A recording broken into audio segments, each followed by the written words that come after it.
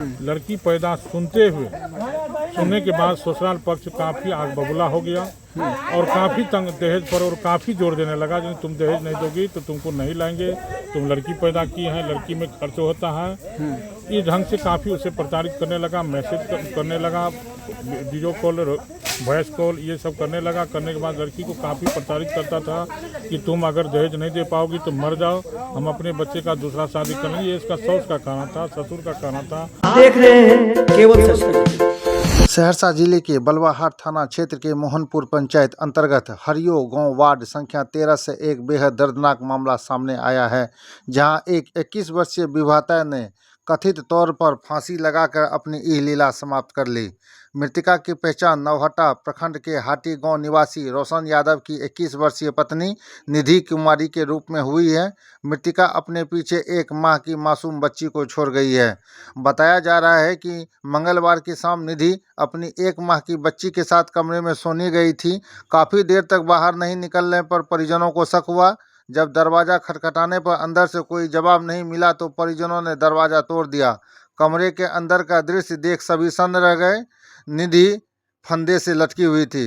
घटना की सूचना मिलते ही SDPO Mukesh Kumar Thakur, circle inspector Niwas Kumar और बलवाहाट थाना अध्यक्ष राजू कुमार पुलिस बल के साथ मौके पर पहुंचे और जांच शुरू कर दी।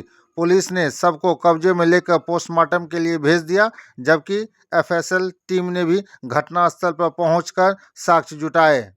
वहीं मृतका की मां सुनीता देवी ने आरोप लगाया है कि शादी के बाद से ही पति रोशन यादव उनकी बेटी को प्रताड़ित करता था। उन्होंने कहा कि रोशन द्वारा लगातार रुपया और बाइक की मांग किया जाता था। आर्थिक स्थिति कमजोर होने के कारण परिवार उसकी मांग पूरी नहीं कर सका। इससे पति की प्रताड़ना और बढ़ गई थी, जिससे निधि मानसिक तनाव में रहने लगी थी। फिलहाल पुलिस पूरे मामले की गंभीरता से जांच कर रही है। हालांकि खबर लिखे जाने तक परिजनों की ओर से कोई लिखित आवेदन नहीं दिया गया था। घटना के बाद गांव में शोक और आक्रोश का माहौल है। अब सभी की नज़र पुलिस जांच और आगे की कार्रवाई पर टिकी हुई है।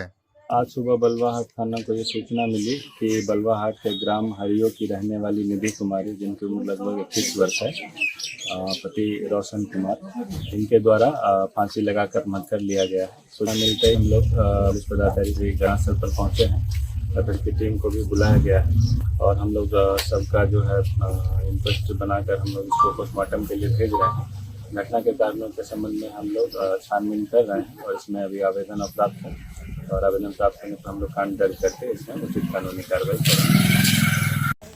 ये क्या था मामला इसका? मामला दहेज प्रथा से जुड़ा हुआ है जी।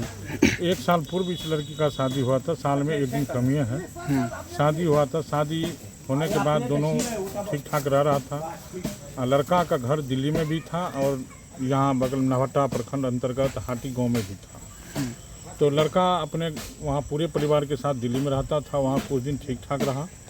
कुछ दिन के बाद दहेज का मांग करने लगा। हमको दहेज चाहिए, 10 लाख रुपया चाहिए, नहीं तो तुमको नहीं रखेंगे।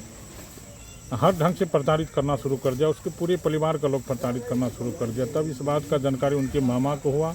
मामा फ़ोन से सलाह सम्मत करवाया और कुछ पैसा उसे ट्रांसफ़र किया अपने मोबाइल के पे फ़ोन से ट्रांसफ़र किया। जो अब मामला शांत हो जाएगा, लेकिन शांत नहीं हुआ।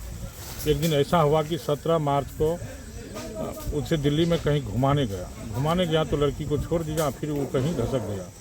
किसी तरह लड़की पता करके डेरा गया। डेरा जाने के बाद उसका पति 20 मार्च को फिर नहरा भेज दिया कि लड़की गर्भवती थी तो वहाँ जाओ, मैके में माँ सब रहेगी तो अच्छा से प्रसव हो जाएगा। यहाँ प्रसव के दरमियान लड़की को एक लड़की हुआ, निधि कुमारी को एक लड़की पैदा हुआ। लड़की पैदा सुनने के बाद ससुराल पक्ष काफ़ी आग बबूला हो गया और काफ़ी तंग दहेज पर और काफ़ी जोर देने लगा कि तुम दहेज नहीं दोगी तो तुमको नहीं लाएंगे, तुम लड़की पैदा की है, लड़की में खर्च होता है।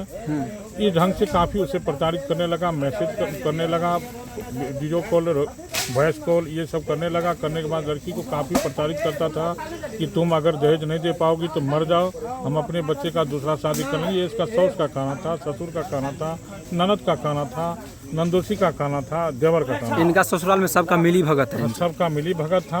सब मिली भगत हो के काफ़ी तौर पे एक का फ़ोन करता था तो दूसरे का फ़ोन आ जाता था, दूसरे का फ़ोन करता था तो तीसरे का आ जाता था। सब यही टॉर्चर करता था कि तुमको मरने नहीं आता है, जहर खाने नहीं आता है, मर जाओ। अगर तुम्हारा बाप तिलक नहीं दे पाएगा, दहेज नहीं दे पाएगा तो तुम मर जाओ, इससे अच्छा है कि तुम मर जाओ।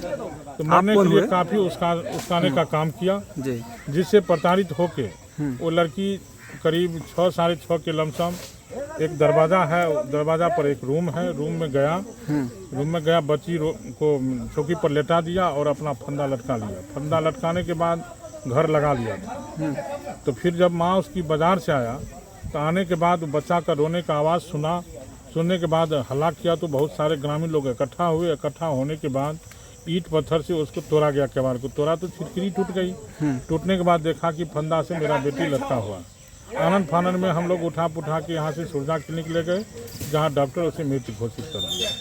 फिर वहाँ से लेके आए, घर आए तो माँ उसकी काफ़ी बेहोशी हालत में था, कुछ बोलने के लायक नहीं था। और उसका पति जो है बाहर में रह के मजदूरी करता है, पति भी घर पे नहीं था। महिला काफ़ी बेहोश, कभी होश में आता था फिर बेहोश हो जाता था, जिसके कारण सुबह में पुलिस को जानकारी देना पड़ा। रात में बारिश का भी मौसम काफ़ी ख़राब था, जिसके कारण सुबह में पुलिस को जानकारी दिए। पुलिस वाले आए, सारा पोस्टमार्टम वगैरह का प्रक्रिया किया और यहाँ से पोस्टमार्टम के लिए सहरसा भेज दिया। आप कौन हुए उनके? हम उनके चचेरा भाई हैं, बगल के हैं।